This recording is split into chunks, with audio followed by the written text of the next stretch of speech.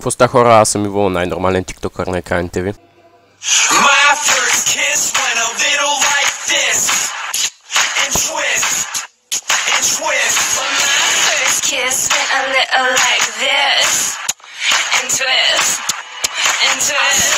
Историята, която днес ще ви представя, се случва в началото на 8-ми клас. Аз и един приятел, който наречем Ванко, просто се бяхме събрали от доста време, се бяхме виждали и като цяло правихме просто си на мастия.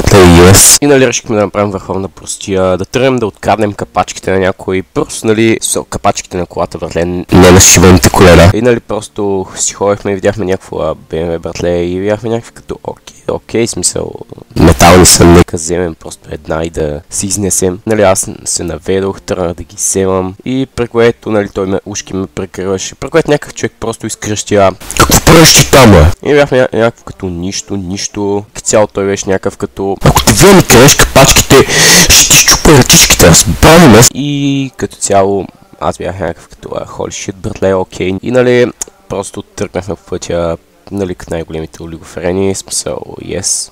Бяхме се крипаутнали на мастия. И нали, просто си ходехме, при което пича, който, нали, беше казал, че не чупи ръцете, разбираш, и мега псевдо бияча 8-8, братле. И нали, той просто беше някакъв като, смисъл, нали, спря до нас с колата си, изкръщя: "Ако те видя някъде къдеш капачки, ще те начупа, разбрали ме?"